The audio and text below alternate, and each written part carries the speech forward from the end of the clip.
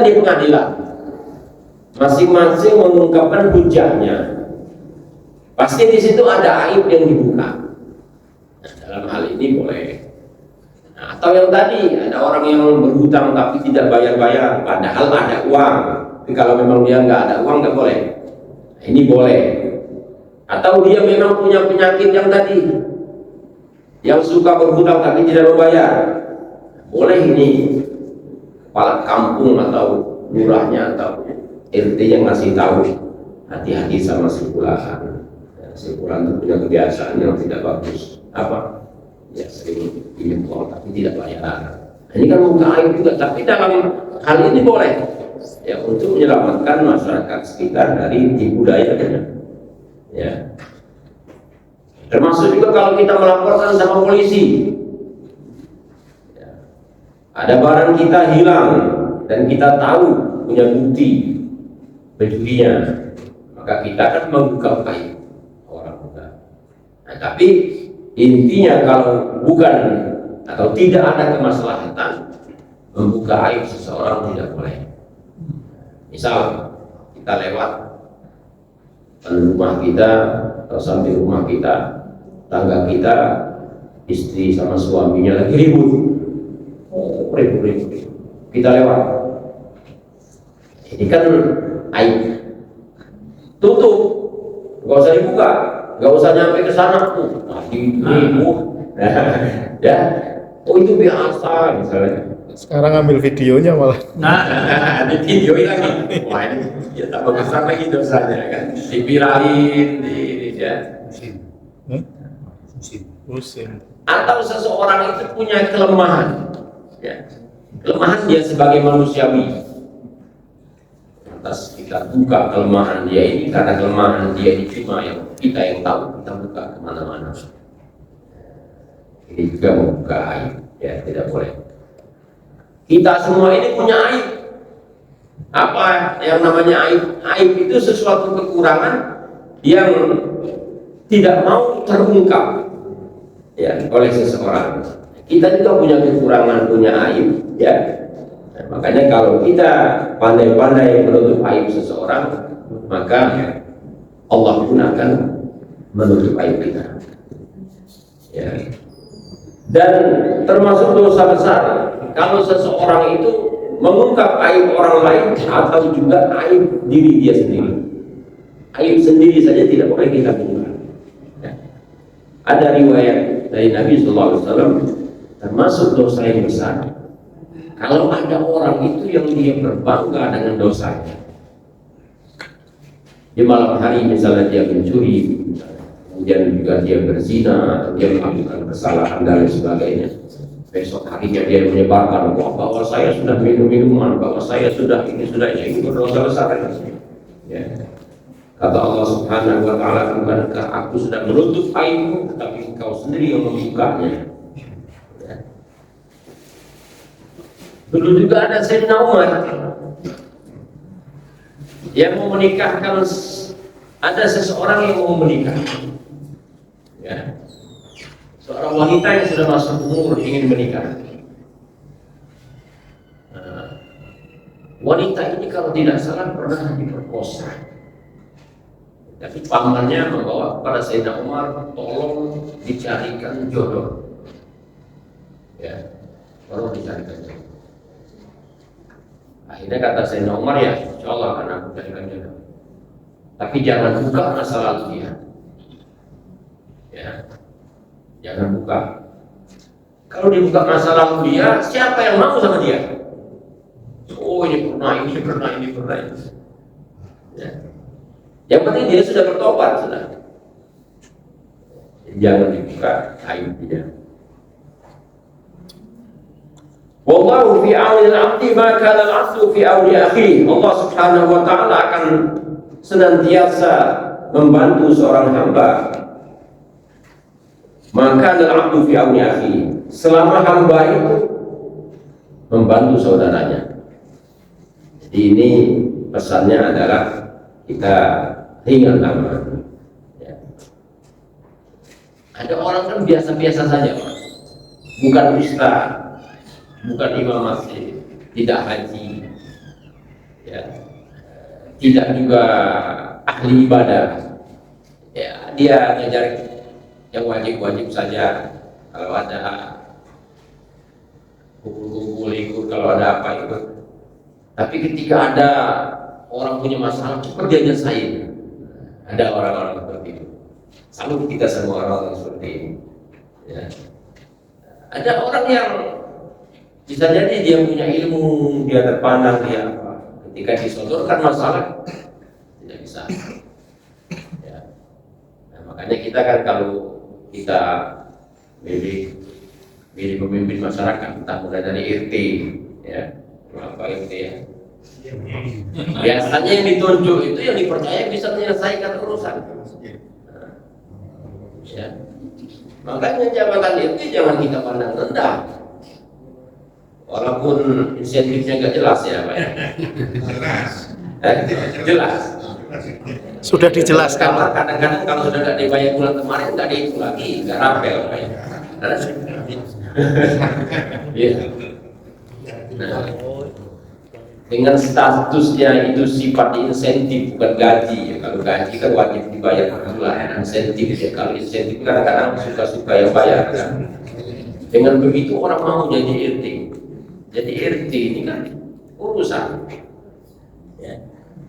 Makanya kita bersyukur kalau masih ada orang yang pengen jadi RT, tapi niatnya tadi niat pasang niatnya untuk membantu masyarakat.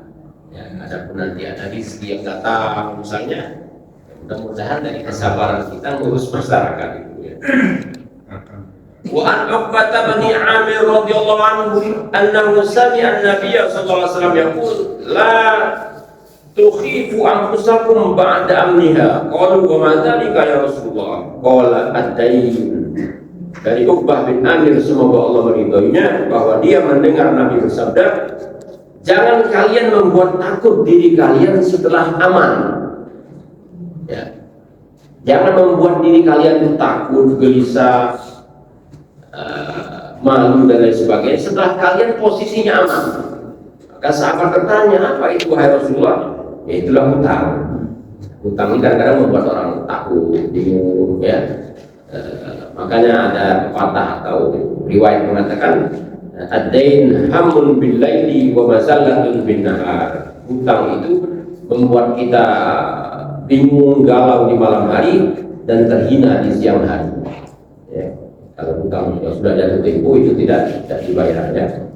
Bukan masalah tidak boleh berhutang, kalau butuh boleh dengan niat, kalau ada uang akan dibayar. Bahkan Rasulullah sendiri kan pernah berhutang, ya. Pernah berhutang, tapi sistem dia menggadaikan, dia berhutang dengan orang Yahudi, kemudian dia menggadaikan baju perangnya, ya, silah baju perang. Bahkan Rasulullah juga diceritakan pernah berhutang, ada yang mengatakan juga dengan orang Yahudi ini atau yang lainnya, dengan perjanjian membayarnya bulan depan, jatuh temponya.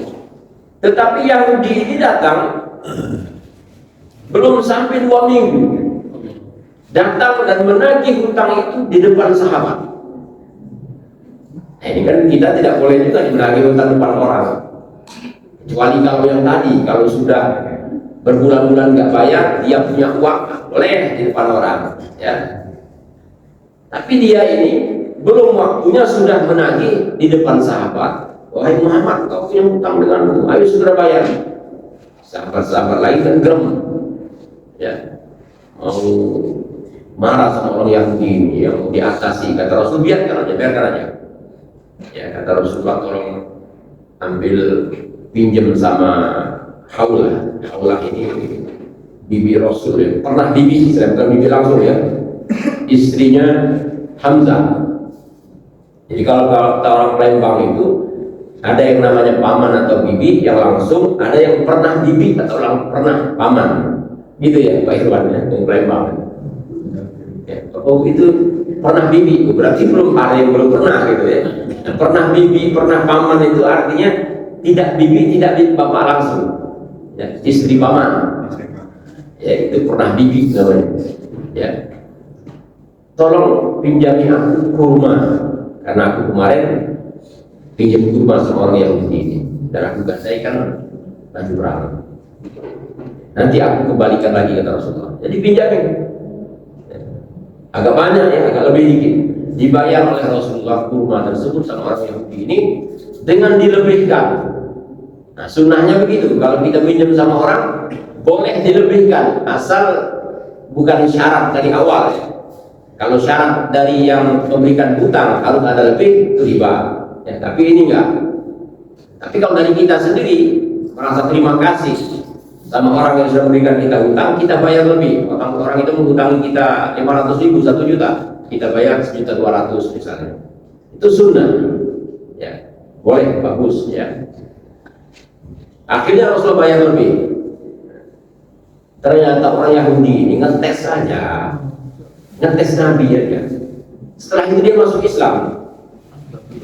Iya, katanya, wahai Muhammad, ya, aku ini sebenarnya mau menguji saja, karena aku membaca kitab Taurat, ya, bahwa ciri-ciri Nabi terakhir itu, ketika dia ditagih hutang tidak berkata kasar.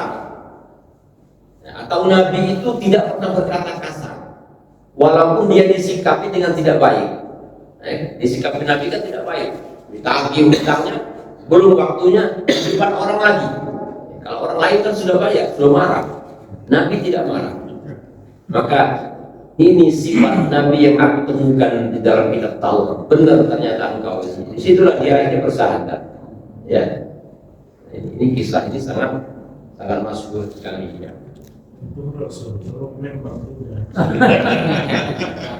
Lain cerita soal orang Palembang ini tadi.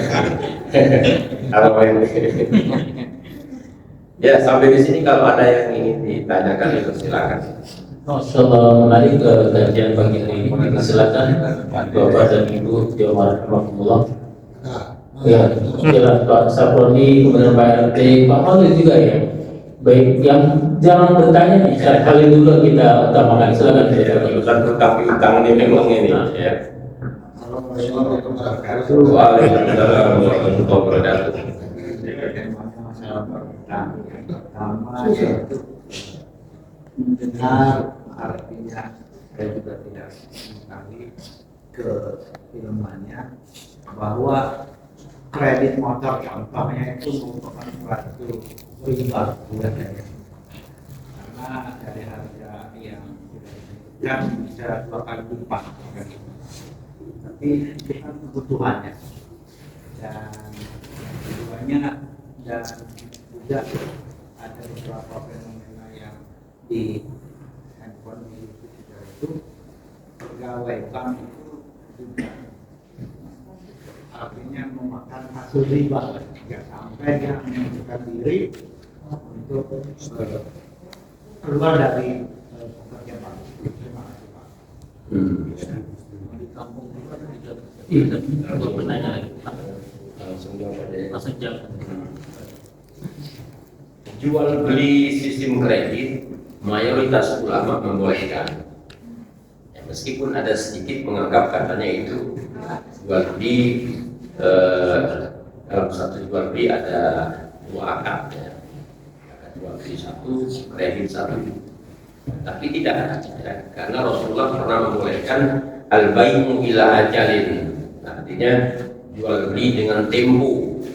Ya, jual beli dengan tempo. Jadi jual beli kredit ya itu boleh saja. Nah, baik itu secara langsung ya sama orang pribadi atau juga lembaga pembiayaan. Ya. Lembaga pembiayaan itu macam-macam. Ya. Nah, ada yang dia mempraktekkan ribawi. Ya. Yang mana yang mempraktekkan ribawi? Yang kalau kita tidak membayar sekian ada penaltinya, ada denda. Nah, ini mempraktekkan ribawi. Ya. Atau tidak bayar 3 bulan datang debt kolektor marah-marah. Nah, ini juga kan tidak islami ya. Jadi jual beli kredit singkatnya aja, kalau lebih luasnya nanti dalil dan lain sebagainya itu di forum khusus ya. Para ulama mayoritas membolehkan, walaupun ada sedikit mengatakan itu nggak boleh, itu riba. Padahal tidak ya, bukan seperti itu ya. Kedua masalah bank. Bank ini kan memang mayoritas ulama mengatakan kalau bank konvensional ya ada ribanya, sehingga orang bekerja juga terkena ribanya. Tetapi nanti ada juga pendapat ulama-ulama yang dari Mesir, dari Azhar, dari berbagai dari Mesir ya, menganggap bahwa bunga bank bukan riba, ya, bukan riba. Nah, tapi mayoritas ulama mengatakan bunga bank itu riba. Nah, bagaimana orang yang bekerja di bank? Ya, bekerja di bank ini kan kalau kita lihat hebat bekerja di bank ya. Nah, ketika sudah terbuka ya, ada praktek-praktek ribawi misalnya, maka sebaiknya mencari pekerjaan yang lain.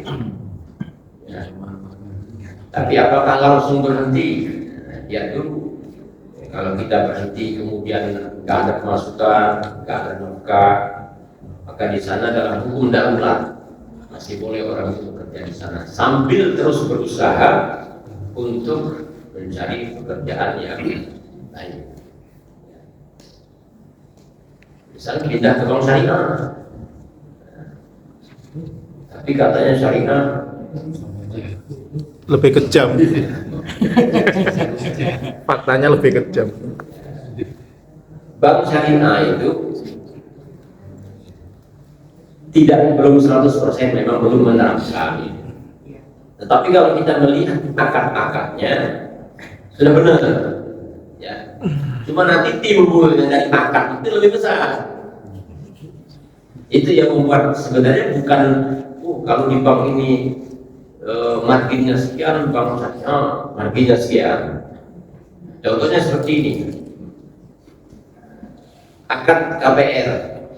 Ya, akad KPR itu ditawarkan kita mau pakai akad murabahah atau akad ijarah. Biasanya ditawarkan akad ijarah muntahiyah ditamlik ya. Artinya nanti akadnya kita sama bank itu, bank sudah beli rumah ini ya, dari developer pembangun ya, sudah menjadi milik bank sepenuhnya. Kalau kita sistem murabahah maka kita akan mencicil sama bank, boleh seperti itu ya, bank syariah. Atau ijarah, dengan ijarah ini biasanya besar, jatuhnya kita itu menyewa dengan bank, tetapi nanti berakhir dengan kepemilikan. Nah, seperti saya baru lunas juga dari bank syariah. Ya, waktu itu bank niaga, tapi karena ada ikhtiar pengen ke syariah, pindah ke syariah. Ternyata memang lebih besar. Gimana hitungan lebih besar itu? Bank syariah menetapkan Pak Zaki ibaratnya dalam akad hutang ijarah ini, itu kami sewakan rumah ini ke Pak Zaki per bulan 500.000. Dikali 10 tahun nanti munculnya sekian. Dari harga kontan misalnya 150 juta akan muncul 180 juta kalau lunas nanti. Nah, ketika sudah selesai lunas, ini menjadi milik Pak Zaki. Inilah yang namanya ijarah muntahiyah ditamlik ya, sewa yang akan berakhir dengan kepemilikan. Nah, ini cara bank syariah mensiasati akad-akad yang ribawi menjadi tidak ribawi dari akadnya. Makanya nanti biasanya akan muncul kok lebih besar. Tapi sekarang ketika dia sudah di BSI bersaing ya, BSI, kalau BSI syariah itu besar, sekarang BSI bersaing. Cuma nanti masih ada yang akad-akad yang katanya ini apa, deposito syariah gitu ya. Nah, ternyata deposito syariah ini kan kita juga mesti jelas uang ini akan dikembangkan untuk apa. Nah, itu kan tidak. Kemudian juga yang namanya deposito akadnya kan katanya mudharabah, bagi hasil. Nah, sistem bagi hasil itu kalau seandainya ketika diupayakan atau diberdayakan ini untuk suatu usaha, kalau rugi bagi dua, kalau rugi ditanggung bersama, kalau untung bagi, ya. Nah ini yang mungkin tidak dilaksanakan, ya. Ketika kita pinjam ke bank, kan akadnya bisa juga mudharabah, kita akan usaha.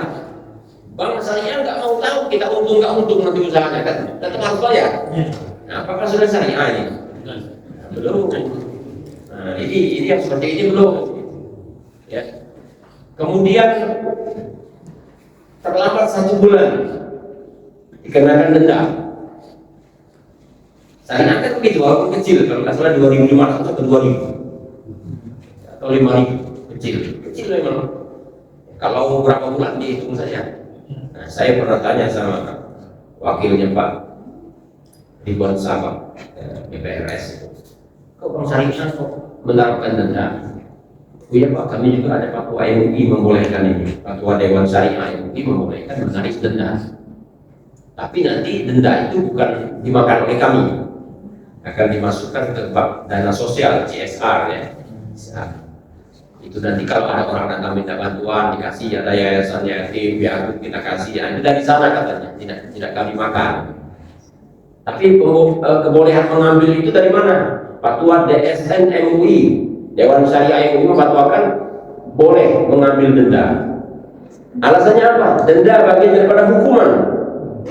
Nah, sedangkan ada hadis yang kita bacakan tadi, layul wajib yuhillu uqubatuhu wa irduhu. Orang yang mampu membayar tapi tidak membayar, maka halal untuk memberikan hukuman. Tapi kan orangnya ada yang betul-betul nggak mampu bayar, ya. Nah itu sebagian kecil daripada dinamika yang ada di bank syariah. Tapi kalau kita sudah mengalihkan ke bank syariah, untuk bekerja di bank syariah, kita sudah ada niat baik, ya sudah ada niat baik untuk beralih, ya. Nah, adapun kekurangan-kekurangan, ya ini yang masih harus disempurnakan. Nah, umat Islam ada yang kadang-kadang mencela saja, itu sama, sebenarnya enggak, ada perbedaan, meskipun belum 100%, ya. Ada Zahim Ukhrawi yang pernah hampir ditangkap gara-gara dia mau mempopulerkan dinar, ya. Itu nulis buku Bank Syariah tapi tidak syariah. Nah, dia termasuk agak fanatik betul gitu, ya, sampai dia mau menyosialisasikan dinar, hampir sempat diinterogasi oleh pihak polisian, ya. Kasih satu Pak Zahim Ukhrawi itu, ya. Baik, 2 penanya ke depan, singkat padat ke Pak RT dan Pak Sapu sekalian kita tampung, silakan. Mungkin saja. Ya.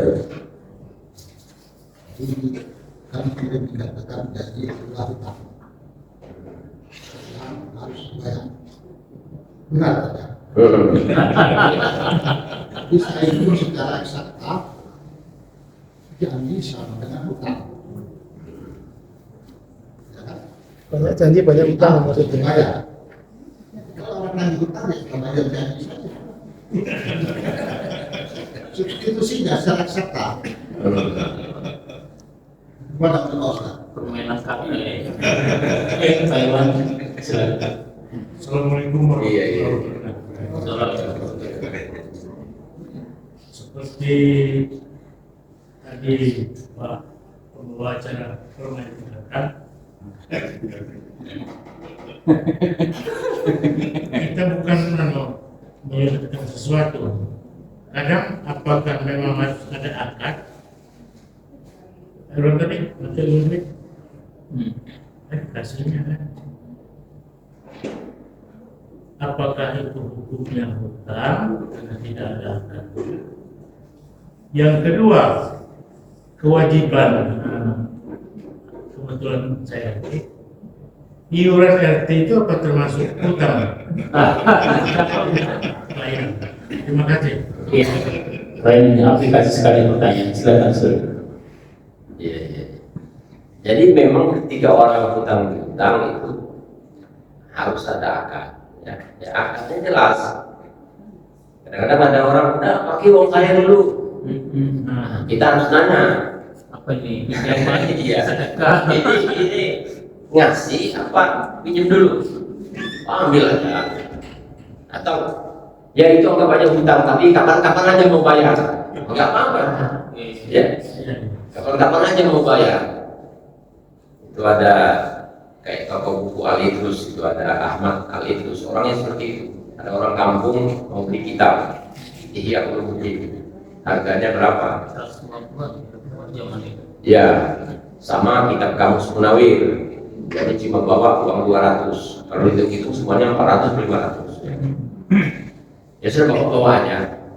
Ya gimana Pak? Ya kapan-kapan ada uang balik lagi bayar sini. Nah, enak sekali kalau seperti itu. Nah, jadi harus ada semacam kejelasan akan ya, bahwa itu hutang. Nanti terserah kamu kapan ada uang bayar. Nah, atau kalau bisa bulan depannya bayar, saya butuh. Nah, namanya itu ada akadnya. Jangan sampai tidak ada akad. Khawatir nanti salah paham. Ya, ada kesalahpahaman. Ya. Nah, kemudian yang kedua tadi, iuran itu kewajiban. Bayarnya itu. Karena sudah menjadi kesepakatan kita dalam lingkungan RT bahwa masyarakat atau warga harus membayar iuran, maka itu suatu kewajiban, ya, bukan hutang. Ya. Bayar berdosa berarti ya. Kalau tidak bayar terhutang. Ya. Urusan dia berarti. Iya. Kalau nggak bisa bayar terhutang, jatuhnya hutang. Ya. Hutangnya termasuk hutang kepada masyarakat itu. Itu saya yang kita tagih berarti. Kasih nanti di bisa deh. Ya. Nah, cuma nanti ya RT atau siapa ya juga harus ada semacam kebijaksanaan melihat orang ini kena musibah atau apa memang nggak bisa bayar ya. Bagaimana masyarakat melihat oh ini perlu dibantu ya sudah tahu ada sudah saya yang ini ya yang nutupinya misalnya bantu bayar teh. Jadi terkait sama omongan Pak RT tadi, janji adalah hutang ya. Berarti kalau seandainya bukan Pak RT lagi Tokoh masyarakat dulu pasal yang RT beliau yang RT ya. Salah ini saya. Yang satu tokoh kata-kata. Tadi yang katanya janji adalah hutang, kemudian ketika ditagih ya Bayar janji. ya namanya janji ya harus ditepati ya, janji harus ditepati. Nah kalau urusan janji tidak ditepati ini bukan masalah hutang piutang lagi Pak, beda ya. Kalau hutang kan terkait sama harta. Kalau janji seseorang sudah berjanji tetapi tidak menepati, ini kan lebih besar lagi ini konsekuensinya. Itu min alamatil munafik kan. Itu ada akhlapa, tanda-tanda ciri-ciri orang munafik itu kalau dia janji sering mengingkari ya. Kalau yang namanya janji adalah hutang, itu kata-kata yang ya, filosofis dan mengandung implikasi hukum memang. Oke, alhamdulillah Bapak Ibu jamaah rahimakumullah, pukul 6:07 masih sangat menarik kalau kita teruskan. Insyaallah di bulan depan kita akan sambung kembali, kita akan kaji lebih dalam lagi. Baik, untuk mendapatkan berkat dari Allah Subhanahu wa taala, mari kita tutup dengan doa kepada Ustaz untuk peserta ini berdoa. Bismillahirrahmanirrahim. Alhamdulillahirabbil alamin. Allahumma shalli wa sallim ala sayyidina Muhammad wa ala ali sayyidina Muhammad. Allahumma arham jama'ana hadza jam'an marhuma wa tafarraqna min ba'dihi tafarruqan ma'suma. Allahumma 'allimna ma jahilna wa zakkirna ma nasina wa anfa'na bima 'allamtana. Allahumma inna nas'aluka mujibati rahmatik wa 'azaima maghfiratik was-salama min kulli ismin wal ghanimata min kulli birr wal fawza bil jannah wan najata minan nar. Allahumma la tad'alna dhanban illa ghafartah wa la hamman illa farajtah wa la daynan illa qadaitah wa la hajatan min hawaijid dunya illa qadaitaha wa yassartaha ya rabbal alamin. Rabbana atina fid dunya hasanah wa fil akhirati hasanah حسنة وقنا عذاب النار وصلى الله على سيدنا محمد وعلى آله وصحبه وسلم والحمد لله رب العالمين سبحانك اللهم وبحمدك أشهد أن لا إله إلا أنت أستغفرك وأتوب إليك. Mohon maaf atas segala kekurangan. Akhirul kalam. Wassalamualaikum warahmatullahi wabarakatuh. Waalaikumsalam warahmatullahi wabarakatuh.